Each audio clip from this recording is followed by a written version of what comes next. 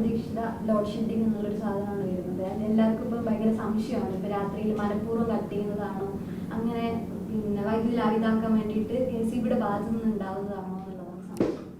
ഇല്ല, നമ്മൾ അങ്ങനത്തെ ഒരു നിയന്ത്രണമൊന്നും വേണ്ടി വരുമെന്ന് ഉദ്ദേശിക്കുന്നില്ല. കാരണം എന്ന് വെച്ചാൽ മാന്യ ഉപഭോക്താക്കൾ സഹകരിക്കണമെങ്കിൽ നമുക്കൊരു നിയന്ത്രണവും ഇല്ലാതെ മുന്നോട്ട് കൊണ്ടുപോകാൻ പറ്റും. അതിനുള്ള കപ്പാസിറ്റി, അതിനുള്ള എല്ലാ സംവിധാനവും KCBക്കുണ്ട്. പക്ഷേ പറ്റിപ്പോയെന്ന് പറഞ്ഞാൽ അപ്രതീക്ഷിതമായി ചൂട് നിയന്ത്രണാധീനമായി വന്നല്ലോ. അപ്പോഴത്തേക്ക് ഈ മാക്സിമം ഡിമാൻഡിലുണ്ടായ വർധനവാണ് നമ്മളെ ഇപ്പോൾ ബുദ്ധിമുട്ടിലാക്കണത്. പണ്ട് നമ്മൾ പറയുമായിരുന്നു വൈകുന്നേരം 6 മുതൽ 10 വരെ വൈദ്യുതി ഒന്ന് സൂക്ഷിച്ചുപയോഗിക്കുക എന്നുള്ളതായിരുന്നു. ഇപ്പോൾ അത് മാറിയിട്ട് പുലർച്ചെ 2 മണി വരെ പീക്ക് ലോഡ് ആയിക്കഴിഞ്ഞ്.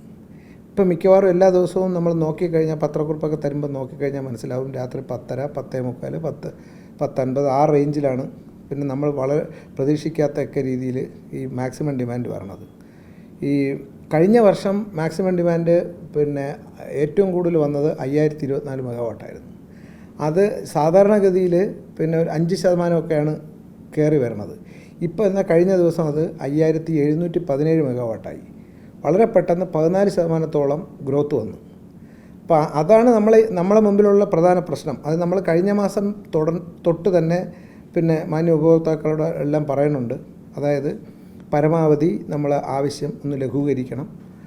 എയർ കണ്ടീഷണറുകളൊക്കെ പൊടുന്നനെ ലോഡിൽ കൂടി വരുന്നത് കൊണ്ടാണ് നമുക്ക് അപ്രതീക്ഷിതമായി ലോഡ് കൂടുന്നതും. അങ്ങനെ ലോഡ് കൂടുമ്പോൾ പറ്റുന്ന പ്രശ്നം എന്ന് പറഞ്ഞാൽ ഈ ഫ്യൂസ് പോയി ആണ് കറണ്ട് മിക്കപ്പോഴും പോണത്. അപ്പോൾ അങ്ങനെ ഒരു സെക്ഷൻ ഓഫീസിൽ ഒരു 20,000 കൺസ്യൂമർ ഉണ്ടെങ്കിൽ 20,000 പേരും അവിടെ വിളിച്ചു കഴിഞ്ഞാൽ ഫോൺ കിട്ടാതെ വരും. അപ്പോൾ ഫോൺ കിട്ടാതെ വരുമ്പോഴത്തേക്ക് സാധാരണഗതിയിൽ അവർ പറയണതും എല്ലാവരും വിശ്വസിക്കുന്നതും എങ്ങനെയെന്ന് പറഞ്ഞാൽ ഫോൺ എടുക്കണില്ല, അവിടെ വിളിക്കുമ്പോൾ എടുക്കണില്ല എന്നുള്ളതാണ്. അങ്ങനെ അല്ല. ഏത് സെക്ഷൻ ഓഫീസിൽ പോയാലും നിങ്ങൾക്ക് മനസ്സിലാക്കാൻ പറ്റും. അവിടെ രാത്രി സമയത്ത് 1-2 ജീവനക്കാർ, 2-3 ജീവനക്കാരേ ഉണ്ടാവുള്ളൂ. ആ ജീവനക്കാർ അവർ അവിടെ ചെന്ന് നോക്കിയാൽ നിങ്ങൾക്ക് തന്നെ കഷ്ടം തോന്നുന്ന രീതിയിലുള്ള പ്രവർത്തനമായിരിക്കും അവർ നടത്തിക്കൊണ്ടിരിക്കുന്നത്. ഈ ചൂട് വന്നതുകൊണ്ടാണ് ഈ സംഭവം വരണത്. പിന്നെ നമുക്ക് വേറൊരു പ്രധാന പ്രശ്നം നമ്മൾ മനസ്സിലാക്കേണ്ടത്, ഈ ADMS എന്നും പറഞ്ഞിട്ടൊരു സംവിധാനം ഇന്ത്യ മുഴുവൻ ഉണ്ടത്. ഓട്ടോമേറ്റഡ് ഡിമാൻഡ് മാനേജ്മെൻറ്റ് സിസ്റ്റം എന്ന് പറയും. അത് നമ്മളെ ഗ്രിഡ് കോഡെന്ന് പറയും. ആ ഗ്രിഡ് കോഡെന്ന് പറഞ്ഞാൽ ഒരു നിയമ സംവിധാനം പോലെ പ്രവർത്തിക്കുന്നതാണ്. എന്ന് വെച്ചാൽ ഇന്ത്യ മുഴുവൻ ഒരു ഗ്രിഡ് പോലെ പ്രവർത്തിക്കുകയാണ്. അപ്പോൾ ഏതെങ്കിലും ഒരു ഗ്രിഡ് അല്ലെങ്കിൽ ഒരു പ്രശ്നം ഉണ്ടായിക്കഴിഞ്ഞാൽ ഗ്രിഡ് മുഴുവൻ കൊളാപ്സ് ചെയ്യപ്പെടുകയും അങ്ങനെ വരുമ്പോൾ രാജ്യം ഇരുട്ടിലാകുകയും ചെയ്യും. പല രാജ്യങ്ങളിലും അത് സംഭവിച്ചിട്ടുള്ളതായിട്ട് നമുക്ക് കേട്ടിട്ടുണ്ടല്ലോ. അങ്ങനെ സംഭവിക്കാതിരിക്കാൻ നമ്മുടെ രാജ്യത്ത് ഏർപ്പെടുത്തിയിരിക്കുന്ന സംവിധാനമാണ് ഈ ADMS. അപ്പോൾ എന്ത് പറ്റുമെന്ന് പറഞ്ഞാൽ നമ്മൾ ഒരു നിശ്ചിത എമൗണ്ടിൽ അപ്പുറത്തായി, ഒരു നിശ്ചിത പരിധിക്ക് അപ്പുറത്ത് കഴിഞ്ഞാൽ ആ സിസ്റ്റം തനിയെ മാറും. അപ്പോൾ ആ പ്രദേശം ഇരുട്ടിലാവും. അപ്പോൾ ഇവർ വിചാരിക്കണമെന്ന് പറഞ്ഞാൽ അവിടെ നമ്മൾ ബോധപൂർവം ഓഫ് ചെയ്യണത്. അങ്ങനെയല്ല, അത് ഓട്ടോമേറ്റഡ് സംവിധാനമാണ്. സ്വയം നിയന്ത്രിതമായി അത് തന്നെ ഗ്രിഡിൽ നിന്ന് പിന്മാറും. അപ്പോൾ എന്നിട്ട് എന്ത് പറ്റുമെന്ന് പറഞ്ഞാൽ വീണ്ടും അതൊരു 5-10 മിനിറ്റ് കഴിഞ്ഞിട്ടേ വീണ്ടും നമുക്ക് ആ സ്ഥലം ചാർജ് ചെയ്യാൻ പറ്റുള്ളൂ. അത് നമ്മൾ വീണ്ടും ചാർജ് ചെയ്യുമ്പോൾ ഉള്ളൊരു വിഷയം എന്ന് പറഞ്ഞാൽ വീണ്ടും ഇതേ ലോഡ് നിൽക്കണമെങ്കിൽ അത് വീണ്ടും പിൻവാങ്ങിക്കൊണ്ടേയിരിക്കും. അപ്പോൾ അതുകൊണ്ടാണ് ഈ സമയം നീണ്ടുപോവുകയും ഉപഭോക്താക്കൾ വിചാരിക്കുന്നത് മനഃപൂർവ്വം നമ്മൾ ചെയ്യണത്. അങ്ങനെയല്ല. ഇപ്പം ഈ ചെയ്യേണ്ടതെന്ന് പറഞ്ഞാൽ അഥവാ സപ്ലൈ പോയി കഴിഞ്ഞാൽ നമ്മൾ ഹെവി ലോഡുകളായ AC പോലുള്ള സാധനങ്ങൾ അപ്പം തന്നെ ഓഫ് ചെയ്യണം. ഇത് കറണ്ട് പോയി അപ്പോഴത് ഓഫ് ചെയ്ത് നോക്കണം. ഓഫ് ചെയ്ത് കഴിഞ്ഞിട്ട് വീണ്ടും നമ്മൾ 5 മിനിറ്റ് കഴിഞ്ഞ് ചാർജ് ചെയ്യും. അപ്പോഴത്തേക്ക് ഇത് കറക്റ്റായി കിട്ടും. പിന്നൊരു കാര്യം മനസ്സിലാക്കേണ്ടത്, വൈദ്യുതി നിലച്ച ആ സെക്കൻഡിൽ തന്നെ സെക്ഷൻ ഓഫീസിൽ വിളിക്കണ്ട. ഒന്നുകിൽ 19-12 വിളിക്കുക, അല്ലെങ്കിൽ കുറച്ചൊന്ന് നോക്കുക. ആ സമയത്തിനുള്ളിൽ അവർ പരിഹരിക്കപ്പെടാനായിട്ട് അവർ പുറത്തു പോകും. അതിനുള്ളിൽ അത് പരിഹരിക്കപ്പെടുകയും ചെയ്യും. പിന്നെ വേറൊന്നുണ്ട്, നമ്മൾ ഈ സെക്ഷൻ ഓഫീസിൽ വരുമ്പോൾ വേറൊന്ന് ശ്രദ്ധിക്കേണ്ട ഒരു കാര്യം കൂടെ ഉണ്ട്. അതായത് ഈ ഒരുപാട് ആൾക്കാർ സെക്ഷൻ ഓഫീസിലേക്ക് വരും. അപ്പോൾ വീട്ടിൽ നിന്ന് അവർ കറണ്ട് പോയിരിക്കുന്നു, വീട്ടിൽ നിന്ന് സെക്ഷൻ ഓഫീസിലേക്ക് ചിലപ്പോൾ കുടുംബമായിട്ട് തന്നെ വന്നെന്നിരിക്കും. അപ്പോൾ ഒരു പ്രശ്നമുള്ളതാണെന്ന് വെച്ചാൽ ഈ പല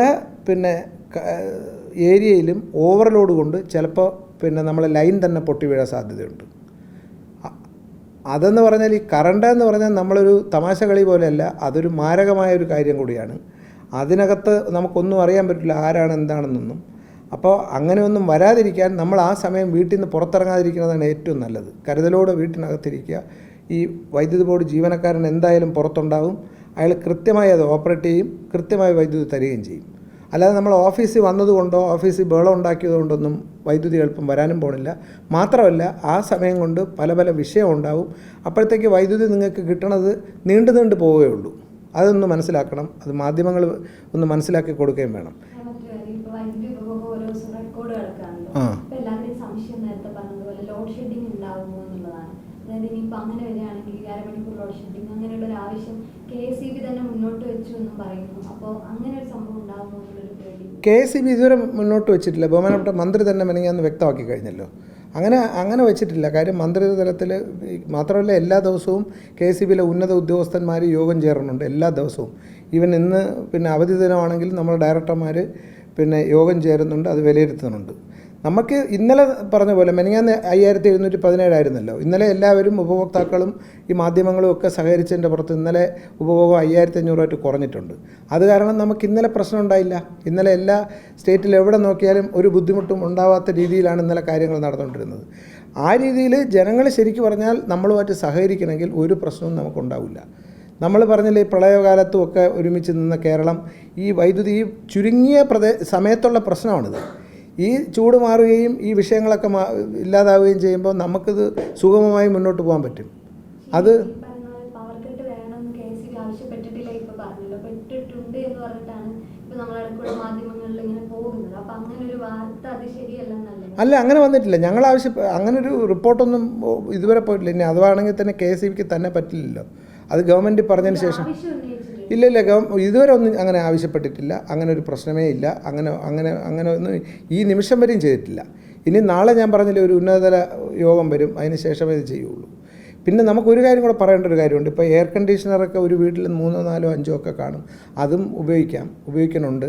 അതിനെ നമ്മൾ തടസ്സം നിൽക്കുകയല്ല. പക്ഷേ ഒരു കാര്യം ആലോചിക്കണം, വൈദ്യുതി എന്ന് പറഞ്ഞ് പാവപ്പെട്ടവർക്കും സാധാരണക്കാർക്കും കൂടെ വെട്ടം കാണേണ്ടതും അയാൾക്കൊരു ഫാൻ കറക്കേണ്ടതും, അപ്പോൾ അയാൾക്കും ജീവിക്കണം, അവർക്കും വേണമെന്നുള്ളത് ചിന്തിക്കണം. അതുകൊണ്ട് നമ്മൾ സൂക്ഷ്മതയോടുകൂടി ഉപയോഗിക്കേണ്ട ഒരു കാര്യമാണിത്. അതും കൂടെ ഒന്ന് ശ്രദ്ധയിൽ മാന്യ ഉപഭോക്താക്കൾ വയ്ക്കുക. നമ്മൾക്ക് കറണ്ട് ചാർജ് അടയ്ക്കാൻ പറ്റുന്നുണ്ട്. അതുകൊണ്ട് പക്ഷേ ഈ പറഞ്ഞോട്ട് നമുക്ക് പിന്നെ അടയ്ക്കാൻ പറ്റണമെങ്കിലും എല്ലാവർക്കും കൊടുക്കണ്ടേ ഇത്. അത് മാത്രമൊന്ന് നമ്മൾ ഒരു കരുതലോടെ ഉപയോഗിച്ചാൽ നമ്മളൊരു കുഴപ്പമില്ലാതെ നമുക്കിത് ഭംഗിയായിട്ട് മുന്നോട്ട് കൊണ്ടുപോകാൻ പറ്റും. മറ്റൊരു വിഷയം, ജൂൺ 30 കറണ്ട് ചാർജിൻ്റെ അല്ല, അത് ഇപ്പോൾ റെഗുലേറ്ററി കമ്മീഷൻ നിശ്ചയിക്കേണ്ട ഒരു കാര്യമാണല്ലോ. അതെ പ്രധാനമായിട്ടും ഈ അതായത് ജനങ്ങളിപ്പം കൂടുതൽ ഈ പറഞ്ഞതുപോലെ കൂടുതൽ ബോധവൽക്കരിക്കുക ഈ വിഷയവുമായി ബന്ധപ്പെട്ട്, അതാണോ കുറച്ചുകൂടി? അല്ല, ബോധവൽക്കരണത്തിലൂടെ മാത്രമേ ഇപ്പം മുന്നോട്ട് പോകാൻ പറ്റൂ. കാരണം എന്ന് വെച്ചാൽ നമുക്ക് പരമാവധി യൂസേജ് കുറച്ചാൽ നമുക്ക് പിന്നെ സുഗമമായി മുന്നോട്ട് കൊണ്ടുപോകാം. ഒരു ബുദ്ധിമുട്ടും ഇല്ലാതെ നമുക്ക് പിന്നെ ഒരു പ്രശ്നമില്ലാതെ കൊണ്ടുപോകാൻ പറ്റും. അതിന് നമ്മൾ ഈ പറഞ്ഞ പോലെ നമ്മൾ തന്നെ ഓരോരുത്തരും നിശ്ചയിക്കണം, എനിക്കിന്ന് ഇത്ര മതി, ഞാൻ ഇന്ന് ഇത്ര കറണ്ട് ഉപയോഗിക്കുക, ഇത്ര ഒരു AC മതി. പിന്നെ ആ ACയുടെ എല്ലാം ടെമ്പറേച്ചർ സെറ്റ് ചെയ്യുമ്പോൾ 25 ഡിഗ്രിക്ക് മുകളിലിടണം. പലപ്പോഴും ശ്രദ്ധിച്ചിട്ടുണ്ട്, കൊച്ചുങ്ങളായാലും പുതിയ തലമുറയായാലും AC ഓൺ ചെയ്തിട്ട് അത് നേരെ 18ലോ 16ലോ അങ്ങനെ ആവശ്യമില്ല. മാത്രമല്ല അതിന് ഹെൽത്ത് ഇഷ്യൂവും വരുമെന്നാണ് പറയുന്നത്. 25 ഡിഗ്രിക്ക് മുകളിൽ സെറ്റ് ചെയ്താൽ നമുക്ക് ആവശ്യത്തിനുള്ള പിന്നെ തണുപ്പും കിട്ടും, നമുക്ക് ഒരു നല്ല രീതിയിൽ കൊണ്ടുപോകാനും പറ്റും. അത് തന്നെ ആയിരിക്കും ആളുകളുടെ പിന്നെ ഉപഭോക്താക്കളുടെ സഹകരണം തന്നെ ആയിരിക്കും ആവശ്യപ്പെടുന്നത്. നമ്മൾ കഴിഞ്ഞ ഒരു മാസത്തോളം അങ്ങനെ പല പിന്നെ പത്രക്കുറിപ്പുകളും ഒക്കെ കൊടുത്തിട്ടുണ്ട്. ഒരു പരിധിവരെ നമ്മളെ കൂടെ ഉപഭോക്താക്കൾ നിന്നിട്ടുമുണ്ട്. ഈ അടുത്ത കാലത്തെ ചില ചെറിയ പ്രശ്നങ്ങളേ ഉള്ളൂ. അത് നമുക്ക് ഒന്നിച്ച് തരണം ചെയ്യാൻ പറ്റുമെന്നാണ് നമ്മളെ വിശ്വാസം.